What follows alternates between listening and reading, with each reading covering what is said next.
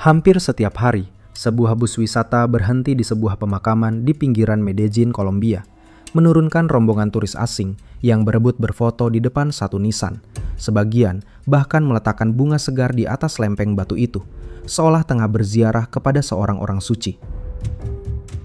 Wajah pria yang terbaring di bawah nisan itu tercetak di kaos-kaos yang dijajakan beberapa meter dari gerbang, diperankan aktor-aktor besar di layar Hollywood, dan hingga kini masih menjadi salah satu wajah paling dikenal di seluruh planet ini.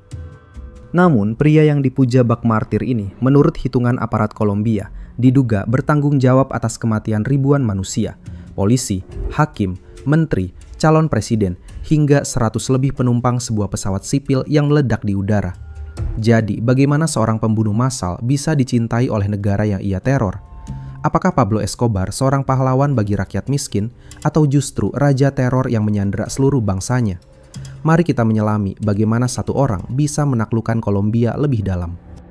Lalu bagaimana seorang yang diduga membunuh sebanyak itu bisa berubah menjadi ikon yang ditangisi dan dirindukan? Apakah ia dicintai karena kekayaan yang ia bagikan, atau ditakuti begitu dalam sampai rasa takut itu berubah wujud menjadi pemujaan? Pertanyaan itulah yang menuntun langkah kita ke dalam kisahnya. Dan untuk menjawab teka-teki dua wajah itu, dermawan bagi si miskin, teror bagi institusi, kita membutuhkan pemandu yang tenang. Bersama Ruang Makro, mari kita menyelaminya dengan cermat. Untuk memahami bagaimana ini mungkin terjadi, semuanya harus dimulai dari dua kata yang menjadi hukum pribadinya, plata o plomo. Secara harfiah, perak atau timah, yaitu tawaran memilih uang suap atau peluru. Filosofinya sesederhana bunyinya. Setiap orang yang berdiri di antara Escobar dan bisnisnya ditawari dua pilihan, menerima suap dan menjadi bagian dari mesinnya, atau menolak dan menerima timah. Tidak ada pilihan ketiga. Sepanjang 1970-an hingga awal 1980-an, rumus dua kata ini bekerja dengan efisiensi yang mengerikan. Kartel de Medellin atau kartel Medellin yang ia pimpin tumbuh dari jaringan penyelundup kecil menjadi pemasok mayoritas kokain dunia. Uangnya mengalir begitu deras hingga majalah Fresh memasukkannya ke daftar orang terkaya dunia. Diperkirakan 7 tahun berturut-turut sejak 1987. Dan konon, sebagian uang itu bahkan membusuk begitu saja di gudang-gudang karena tidak sempat dicuci. Skala kekayaan ini paling mudah dibaca bukan dari angka, melainkan dari sebuah properti di tepi Rio Magdalena, Sungai Magdalena. Hacienda Napoles, tanah ribuan hektar yang dibelinya sekitar 1978 di Puerto Triunfo, Antioquia, adalah pernyataan kekuasaan dalam bentuk fisik. Ada landasan pesawat pribadi, arena adu banteng, koleksi mobil antik, dan yang paling menggambarkan wataknya, kebun binatang pribadi berisi satwa selundupan dari berbagai benua, gajah, jerapah, zebra, dan 4 ekor kuda Nil. Di gerbangnya dipajang sebuah pesawat kecil. Menurut cerita yang beredar luas, pesawat pembawa muatan kokain pertamanya. Seorang penyelundup memajang alat kejahatannya di gerbang rumah, dan tak satu aparat pun berani menurunkannya. Pada titik itu, hukum di sekitar Medellin sudah menjadi sekedar opini. Kekuasaan gelap seperti yang kita saksikan, seringkali tidak puas hanya bersembunyi di ruang bayang. Pada tahun 1982, Pablo Escobar menempuh langkah jauh lebih berani ketimbang menyuap dari kegelapan. Ia mencoba masuk ke dalam sistem itu sendiri. Ia terpilih sebagai suplente, yaitu anggota pengganti di Kongres Kolombia, lewat pemilu parlemen 14 Maret 1982, dan resmi menjabat pada 20 Juli. Yang ia bawa bukan sekedar kursi, melainkan sebuah citra yang dibangun dengan sungguh-sungguh. Dermawan dari Medellin yang membangunkan ratusan rumah bagi warga miskin, membiayai lapangan sepak bola di permukiman kumuh, disambut sebagai Robin Hood oleh kelas bawah yang selama ini tak pernah disentuh negara. Namun potret itu, seperti tadi diingatkan Virginia Vallejo, hanyalah satu wajah dari dua. Sebab kursi di parlemen memberinya kekebalan hukum, paspor diplomatik, dan panggung kehormatan. Untuk sesaat, jalur uang tampak akan menang tanpa perlu peluru. Plata mengalahkan plomo tanpa satu tembakan pun dilepaskan. Di titik inilah muncul orang pertama yang menolak kedua pilihan itu sekaligus. Rodrigo Lara Bonilla, Menteri Kehakiman yang menjabat sejak 7 Agustus 1983, dikenal bersih dan nyaris keras kepala dalam kejujurannya. Sosok yang tak menerima perak dan tak gentar pada timah. Pada 1983, di hadapan Kongres, Lara membuka apa yang hanya berani dibisikkan banyak orang. Kursi Escobar dibiayai uang narkoba, dan sang dermawan yang kita kenal itu sesungguhnya adalah gembong kartel terbesar di belahan bumi barat. Ia memerintahkan penyelidikan besar-besaran atas seluruh aset dan sumber kekayaannya. Tekanan publik membesar, bukti menumpuk, dan Escobar untuk pertama kalinya dalam hidupnya dipermalukan di panggung yang ia beli sendiri. Dicopot dari keanggotaan Kongres, ditelanjangi statusnya, dan diusir kembali menjadi apa adanya, seorang kriminal. Namun Lara tidak berhenti di panggung politik. Ia mengejar mesin uangnya. Maret 1984, dalam operasi yang dipandu intelijen Amerika, polisi Kolombia menyerbu sebuah kompleks laboratorium raksasa di tengah hutan yang oleh para pengelolanya dinamai Tranquilandia. Belasan laboratorium pengolahan, landasan udara sendiri, asrama pekerja, generator, dan timbunan kokain atau klorhidrato de kokaina, alkaloid stimulan dari daun koka, dalam jumlah yang belum pernah disita dimanapun sebelumnya. Belasan ton, ditaksir bernilai miliaran dolar. Temuan itu mengubah pemahaman semua orang. Yang mereka datangi bukan sekedar dapur rahasia segelintir penyelundup, melainkan kawasan industri lengkap milik sebuah korporasi gelap. Bagi kartel, itu kerugian terbesar dalam sejarah mereka. Bagi Rodrigo Lara Bonilla, seperti akan kita lihat, itu adalah vonis matinya. Balasan atas keberanian sang menteri datang pada 30 April 1984. Sore itu, mobil yang membawa Rodrigo Lara Bonilla melaju di jalanan Bogota, ketika sebuah sepeda motor mendekat perlahan dari belakang. Pembonceng di atasnya, seorang eksekutor muda berjuluk El Negro, memberondong kabin mobil dengan senapan otomatis Max 10.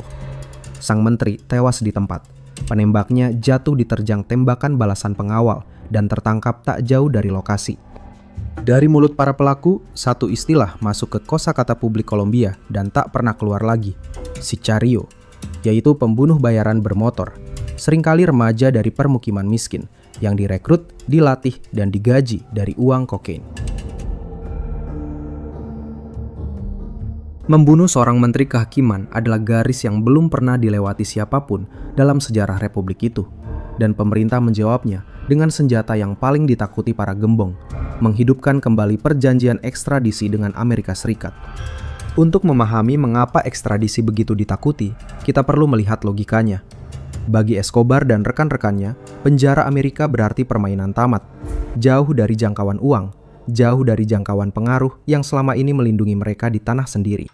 Di titik inilah, para gembong yang menamakan diri Los Extraditables merumuskan sikap mereka dalam satu kalimat yang kelak menjadi semboyan perang. Lebih baik kuburan di Kolombia daripada sel penjara di Amerika.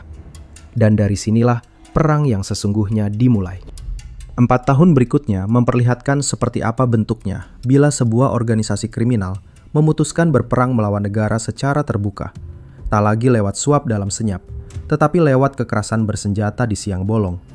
Januari 1988, Jaksa Agung Carlos Mauro Hoyos yang secara terbuka menyatakan perang terhadap kartel dan mendukung ekstradisi, dicegat di jalan menuju bandara. Sopir dan pengawalnya dieksekusi di tempat. Sang jaksa agung diseret ke sebuah perkebunan. Ketika tekanan pengejaran militer meninggi, ia dieksekusi dan jasadnya ditinggalkan di tepi hutan.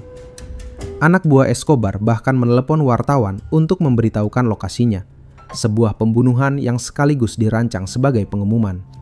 Namun yang paling mengubah arah sejarah Kolombia terjadi pada 18 Agustus 1989 di sebuah panggung kampanye di kota Soacha. Luis Carlos Galán adalah bintang politik paling terang di generasinya. Calon presiden dari Partai Liberal yang diprediksi menang mudah di semua jajak pendapat. Galán menjadikan pemberantasan kartel dan ekstradisi sebagai janji utamanya.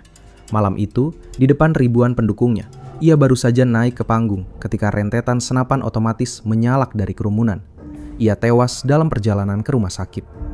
Dan semakin dalam kasus ini digali, semakin busuk bau yang keluar dari dalam tubuh negara itu sendiri. Persidangan bertahun-tahun kemudian memvonis politisi senior Alberto Santofimio sebagai penghasut yang meyakinkan Escobar bahwa Galan harus mati. Puluhan tahun setelahnya, mantan Kepala Dinas Intelijen Das Jenderal Miguel Maza ikut divonis karena terbukti melemahkan pengawalan Galan. Tim pengamanan diganti menjadi personel minim pengalaman menjelang hari eksekusi. Sebuah pembunuhan yang direncanakan penjahat, namun difasilitasi dari dalam lembaga yang seharusnya mencegahnya. Di titik ini, batas antara negara dan kartel bukan lagi kabur. Ia nyaris tidak ada. Ketika Cesar Gaviria menggantikan Galan sebagai kandidat presiden, ia melakukan hal yang membuat Escobar meradang. Ia menolak mundur dari janji ekstradisi. Maka disiapkanlah balasan dengan skala yang belum pernah dibayangkan siapapun. Tanggal 27 November 1989, pesawat Avianca penerbangan 203 lepas landas dari Bogota menuju Cali, membawa 107 orang. Menurut rencana yang kemudian terungkap di pengadilan, Gaviria sendiri seharusnya ada di dalamnya. 5 menit setelah mengudara, sebuah koper di kabin meledak. Pesawat terbelah di udara dan jatuh di perbukitan. Seluruh penumpang tewas, ditambah 3 orang di darat yang tertimpa puing. Total 110 nyawa. Di dalam pesawat itu ikut tewas 2 pemuda pengangguran yang menurut rekonstruksi penyidik direkrut dengan iming-iming uang untuk menyalakan sebuah alat perekam, tanpa pernah tahu bahwa koper itu adalah bom dan bahwa mereka adalah bagian dari sumbunya. Gaviria sendiri selamat. Tim keamanannya membatalkan penerbangan itu di saat-saat terakhir. Namun logika teror tak berhenti pada satu pesawat. Ia butuh diulang, diperbesar, dan ditancapkan langsung ke jantung ibu kota. 10 hari kemudian, 6 Desember 1989, sebuah bus berisi sekitar setengah ton bahan peledak diledakkan tepat di depan markas besar Das, Dinas Keamanan Negara, di Bogota pada jam sibuk pagi. Ledakannya meninggalkan kawah selebar beberapa meter, merusak ratusan bangunan, dan penyelidikan resmi mencatat sekitar 60 korban jiwa, melukai ratusan lainnya, mayoritas warga sipil yang sedang berangkat kerja. Kolombia pada akhir 1989 adalah negara yang bandaranya, pesawatnya, kantor polisinya, dan jalan-jalan ibu kotanya sama-sama bisa meledak kapan saja. Dan itulah tepatnya pesan yang ingin dikirim. Selama ekstradisi tidak dicabut, tidak ada satupun tempat yang aman. Namun yang jarang dibicarakan dari periode ini bukanlah kengeriannya, melainkan matematika yang menopangnya. Untuk memahami teror ini, kita perlu berhenti membacanya sebagai kemarahan dan mulai membacanya sebagai anggaran. Escobar membuka semacam tarif resmi bagi para sikario, pembunuh bayaran yang kerap mengendarai motor. Sebuah bayaran ditetapkan untuk setiap polisi yang dibunuh. Ratusan aparat tewas dalam beberapa tahun, sebagian besar anak muda berpangkat rendah. Inilah anatomi narkoterorisme. Penggunaan teror bersenjata oleh organisasi narkoba untuk melumpuhkan negara. Dalam sistem Escobar, teror bukan ledakan emosi. Ia pos anggaran, sesuatu yang direncanakan, dihitung, dan dibayar per unit. Dan anggaran itu bekerja. Pemerintah yang kelelahan mulai membuka pintu negosiasi. Pada tahun 1991, Majelis Konstituante Kolombia mengesahkan konstitusi baru yang salah satu pasalnya melarang ekstradisi warga negara. Disinilah dialektikanya menjadi rumit. Sulit membuktikan sepenuhnya arah sebab akibatnya. Pasal itu punya pembela yang tulus soal kedaulatan hukum. Namun hampir tidak ada sejarawan Kolombia yang menganggap pasal itu lahir di ruang hampa. Hanya beberapa hari setelahnya, Escobar menyerahkan diri dengan syarat yang nyaris satir. Ia dipenjara di La Catedral, kompleks yang dibangun di tanah pilihannya sendiri, di lereng bukit yang menghadap kota. Lengkap dengan lapangan bola, jacuzzi, dan penjaga yang ia seleksi sendiri. Negara menyebutnya penjara.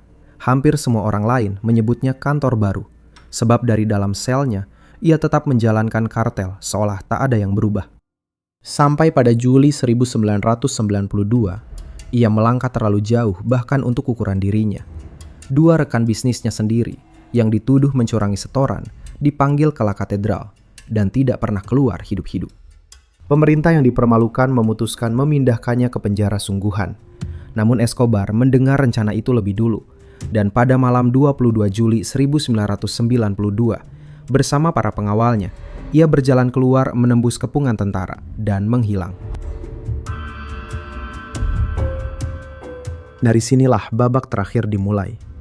17 bulan perburuan manusia paling mahal dalam sejarah Amerika Latin.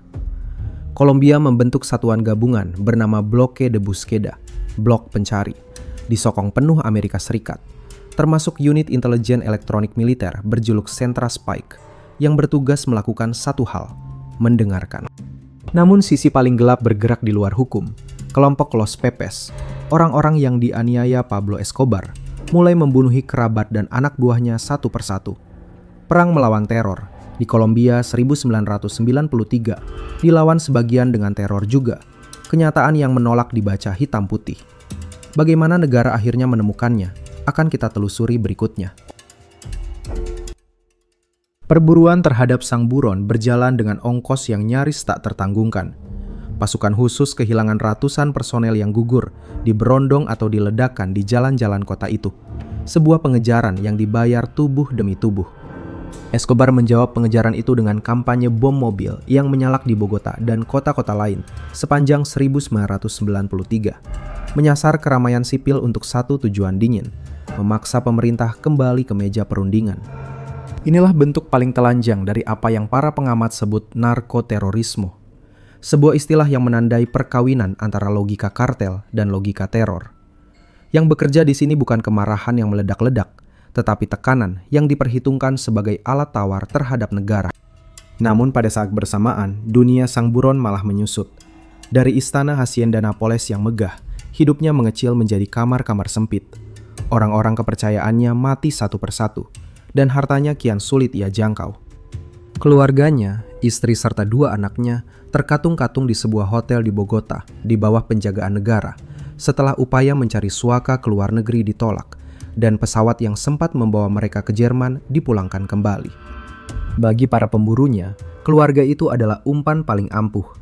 Selama mereka tertahan di Kolombia, sang buron akan terus menelpon, dan orang yang dulu mengajari satu negeri arti kata teror, di pekan-pekan terakhirnya, hanyalah seorang ayah yang menelpon terlalu sering. Pada akhirnya, yang menjatuhkan Escobar ternyata bukan pasukan, tetapi kerinduan. Desember 1993, sang buron yang dulu mengendalikan negeri kini berpindah-pindah dari satu rumah persembunyian ke rumah lain, ditinggalkan hampir semua orangnya. Sehari setelah ulang tahunnya yang ke-44, 2 Desember 1993, ia menelpon keluarganya dan berbicara terlalu lama. Lebih dari 2 menit, cukup bagi 3 telinga pemantau elektronik untuk berjumpa di satu titik di kawasan Los Olivos. Tim penyisir menemukan sosok gemuk berjanggut lebat di sisi dalam jendela sebuah rumah sederhana. Berbeda dari wajah di poster buronan, namun cukup untuk dilaporkan. Rumah dikepung, pintu didobrak, tembakan berbalasan, dan ia melarikan diri lewat jendela ke atap genting rumah tetangga. Beberapa detik kemudian, rentetan tembakan. Tubuhnya rebah di atas genting dengan luka di kaki, punggung, dan satu luka di telinga kanan. Seorang anggota pasukan memeriksa nadinya, mengangkat radio, dan mengucapkan kalimat yang ditunggu negara ini selama 1 dekade. Viva Colombia, sang buronan telah tewas. Namun bahkan kematiannya pun menolak menjadi sederhana. Versi resmi menyatakan, ia tewas ditembak pasukan. Keluarganya bersikeras pada versi lain, bahwa luka di telinga itu ditembakkan Escobar sendiri. Jalan keluar terakhir yang selama bertahun-tahun ia ajarkan kepada orang-orang terdekatnya agar tak pernah tertangkap. Konsisten dengan sumpah lama para gembong, kuburan di Kolombia bukan sel di Amerika. Hasil forensik yang tuntas tak pernah benar-benar disajikan ke publik, dan 2 versi itu hidup berdampingan hingga hari ini. Akhir yang ambigu untuk hidup yang dibangun di atas kepastian paling brutal. Lalu, apa yang tersisa dari negeri setelah satu nama itu tumbang? Maka pertanyaan yang tersisa bukan lagi seberapa besar kekuasaannya, melainkan bagaimana seharusnya orang ini diingat. Di pemakamannya, ribuan warga kelas bawah berdesakan, hingga keluarga intinya nyaris tak bisa keluar dari mobil. Bagi mereka, yang dikubur hari itu adalah orang yang membangunkan rumah ketika negara tak pernah datang. Sulit menampik bahwa kedermawanan itu nyata. Sesulit menampik bahwa ia dibiayai dari bisnis yang membunuh siapapun yang menghalanginya. Pada titik ini, dua wajah itu berdiri bergampingan. Lapangan-lapangan bola yang ia bangun berdiri di negeri yang sama dengan kawah bom di depan markas keamanan negara. Penulis kronik perburuannya, Mark Bowden, memotret persis ketegangan ini. Seorang yang menyandra institusi negara sambil disanjung jalanan. Sebagian orang Kolombia menyebutnya monster, sebagian menyebutnya dermawan, dan mungkin sebagian terbesar menyebutnya keduanya sekaligus. Virginia Vallejo, yang lama dekat dengannya, mewariskan potret ganda serupa. Pemberi bagi si miskin, teror bagi negara. Sebab ia tidak tumbuh di ruang kosong, melainkan di celah yang ditinggalkan negara yang absen, ketimpangan yang menganga, dan sebuah pasar kokain raksasa di utara, permintaan yang tak pernah surut sedetik pun, sebelum maupun sesudah kematiannya. Dan di titik inilah, kelegaan atas kematiannya terasa hampa. Kartelnya memang runtuh, perdagangan kokain dunia tidak. Ia hanya berganti pengelola. Bukti bahwa yang dikubur di Los Olivos adalah manusia, bukan sistem yang menghidupinya. Warisan itu bahkan sampai hari ini masih berjalan-jalan dalam wujud paling harfiah. Perkebunan yang ia beli di lembah Rio Magdalena itu, pusat kemewahan yang dulu memamerkan kebun binatang pribadinya, kini disita negara dan disulap menjadi taman rekreasi keluarga. Namun 4 ekor kuda Nil yang dulu ia datangkan untuk kebun binatang pribadinya, dibiarkan begitu saja setelah kematiannya. Di iklim tropis tanpa predator, mereka beranak pinak di Sungai Magdalena, hingga kini diperkirakan mencapai ratusan ekor. Inilah kini populasi kuda Nil liar terbesar di luar Afrika, sekaligus salah satu masalah ekologi paling aneh di dunia. Para ilmuwan dan pemerintah masih berdebat bagaimana menghentikan perkembangbiakan satwa peninggalan seorang gembong narkoba. Sementara itu, Medellin memilih jalan yang berlawanan dengan mitosnya. Kota yang pada awal 1990-an menyandang status kota paling mematikan di dunia itu, perlahan berbenah. Dengan kereta gantung yang menghubungkan permukiman miskin di lereng bukit ke pusat kota. Kota itu ingin dikenang karena bangkit. Dunia, sayangnya, lebih sering mengingatnya karena satu nama. Maka kisah ini kembali ke makam yang ramai itu. Ke kaos-kaos di gerbang pemakaman. Ke paket-paket wisata yang menjajakan tur rumah persembunyian. 3 dekade setelah tubuhnya rebah di atap denting Los Olivos pada 2 Desember 1993, ia malah tampak lebih hidup dari sebelumnya. Tak lagi sebagai manusia, tetapi sebagai tontonan, wajah di layar, jarahan yang diceritakan ulang dengan latar musik menegangkan, sementara nama ribuan korbannya nyaris tak pernah dihafal siapapun. Dulu, lewat 2 kata, plata o plomo, perak atau timah, ia memaksa satu negeri memilih uang atau peluru. Hari ini, hiburan menawarkan tafsirnya sendiri atas warisan itu, dan kita membayarnya dengan sukarela. Maka soalnya mungkin bukan lagi mengapa Kolombia begitu lama menghentikannya. Yang tersisa untuk kita renungkan, jika mitosnya masih selaris ini, siapa sebenarnya yang belum berhenti membelinya?